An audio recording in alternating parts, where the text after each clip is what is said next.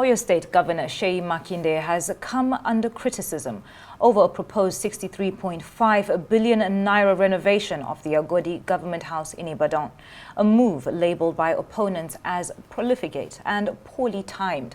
Now, the State Executive Council approved the overhaul alongside funds for landscaping and airport upgrades, prompting backlash from the Oyo State chapter of the All Progressives Congress, that's the APC, and other groups who described the spending as wasteful, given economic pressures on ordinary residents.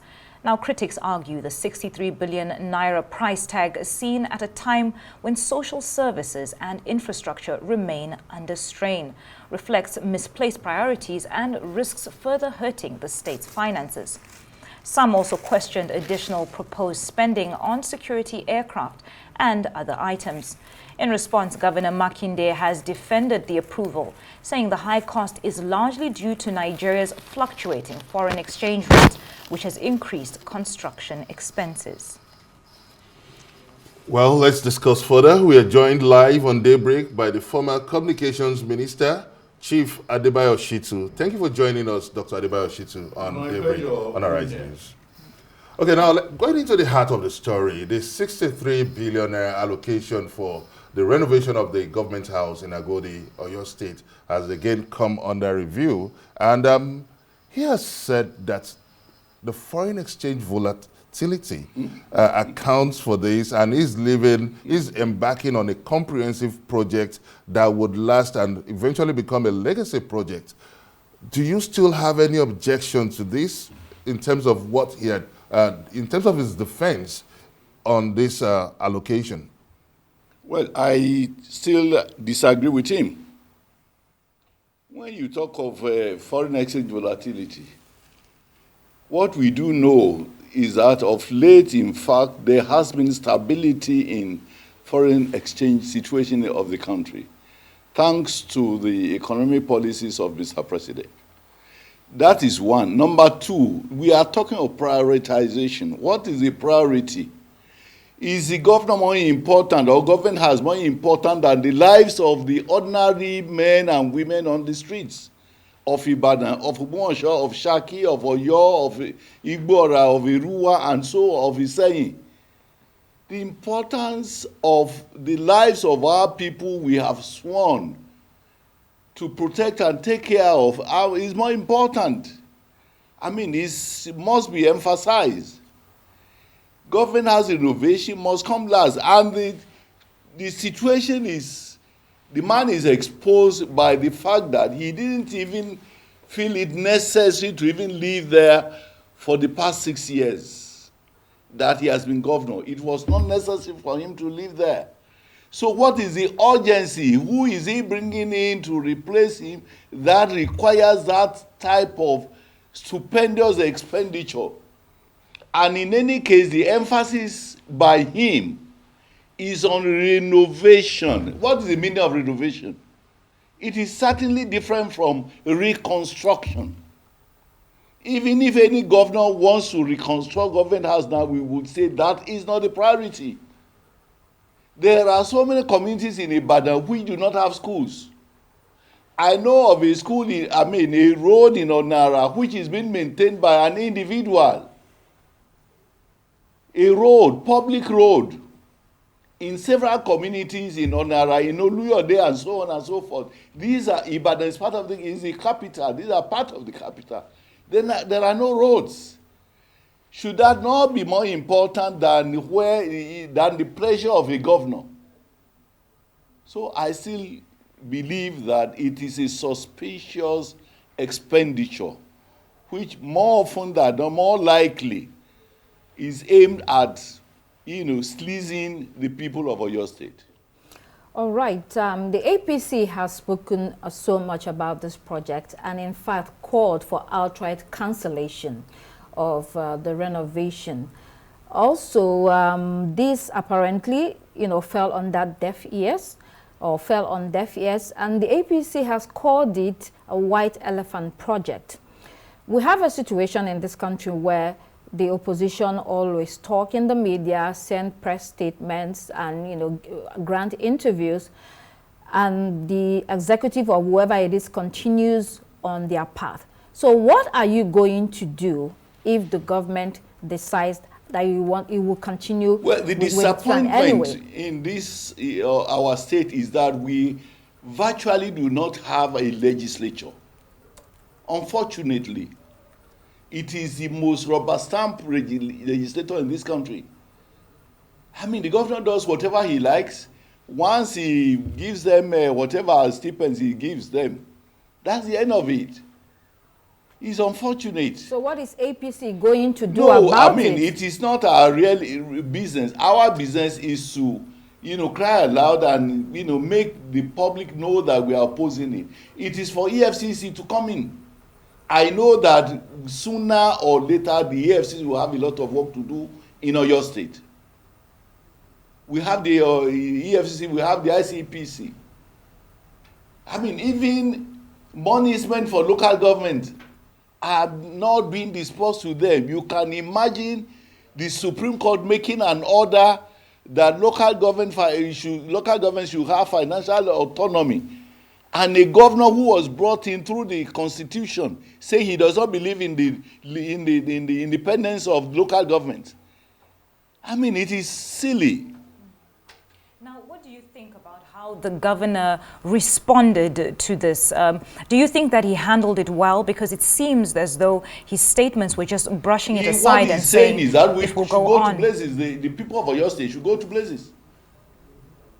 And I know sooner or later, the people of Oyo State will react. Okay, now let's look at this within the political context of Oyo State. To what extent would you say this is not a political witch hunt? Because we know that Governor Wike, who is an ally of APC, built the vice president's residence with 22 billion, just the vice president residence with 22 billion. And now, with the foreign exchange volatility and the comprehensive overhaul that is going to involve a helipad, and even leaving it as a lasting progress. We know that Governor Makinde has been the last man standing against opposing and challenging and speaking truth to power against the ruling APC. So how would you justify that this is a political witch hunt? Let's take it for granted that I'm interested in your question. You are talking of a Wike building a vice president's residence. We are talking of renovation now. 63 billion. Do you know what that means? We are not talking of 63 million naira. The helipad is not going to be a renovation. What is helipad? You want to build a helipad in government house? For what? For what relevance is a helipad in government house? I mean, it's certainly stupid. I'm sorry I have to use some of these words. Because when you do something that is contrary to the basic interests of our people, you are taking them for granted. You are asking them to do their worst because you are there today. But you will not be there for life. And people who have messed up in the past are facing the FCC today. So if he thinks he can get away with it, the Yorubas have this adage: "Asegbe osi, asepamolowa." So he can go and do whatever he can, continue to do his work and tell us that it doesn't matter. So this is not about political whatever you call it. We are talking of facts. Oh, okay. There is a government house which is still existing. You are out talking of renovation. You are not talking of reconstructing. These are English words which have simple meanings. All right. The governor has said that in this presidency, it's very difficult to speak truth to power. You are part of the APC government. Can you give us your reaction to that statement? To which well, he can, look, this is a man who is an ingrate. He got his second term ticket. I'm sorry I have to say this on television, public television. He got his second term ticket by the grace of Mr. President. I'm sorry I have to say this, but that is the truth. He knows. So if he says he's talking truth, he's not the only one talking. I mean, even APC elements who, if they have cause to offer contrary opinion on issues, of course we have been doing that. For instance, if I have my way, money is being spent for NEL fund should go for free education at all levels. That is the legacy that Baba Obafemi Awolowo left for us. Because the cost of administering NEL fund and then, recovery later might be very expensive.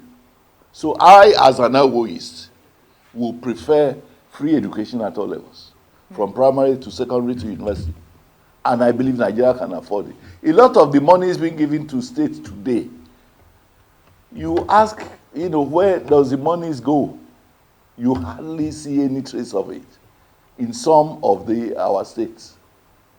So it's not about he talking to, what is the truth that he's talking to Mr. President. So you don't think the civil space is shrinking today in Nigeria? No, let us know in which aspect of it.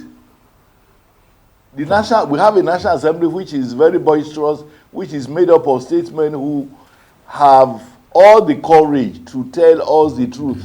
Falling in line with the president? Either in line or, offering different perspectives.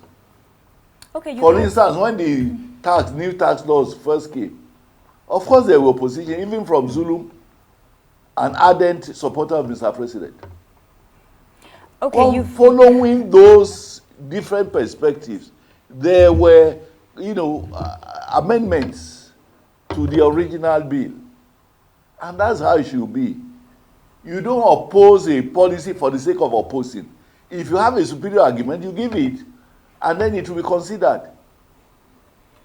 Okay, you've had some very strong words, very strong opinions in all that you have just expressed, and it's very clear that, trust has been broken. So how do you think Governor Makinde can begin to, rebuild that trust and debunk all these controversies that have been flying around? Well, you see, unfortunately for Makinde, he's one person who cannot sustain friendship from morning to night. I have been his friend over the years. At a point, in fact, there were certain suggestions that I had made to him that he took some of them. I was the one who suggested to him, for instance, that he should open the space from Iseyin to Ogbomoso and from Iseyin to Erua. And he agreed with one aspect of it, the Iseyin-Ogbomoso road, which he constructed. The other one he has not constructed, which I'm okay with that.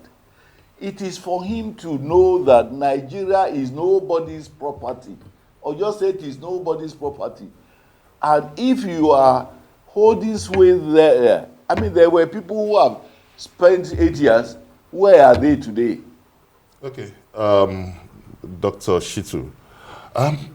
There are some that would say that, okay, at what point did you fall out with Governor Makinde? And one, that's one, and also, I think he should find something a bit complimentary about Governor Makinde, who said that he was not even privy to the tax laws before it was adopted by the federal government, before it was gazetted by the federal government. Shouldn't you say something a bit poignant about that? About what?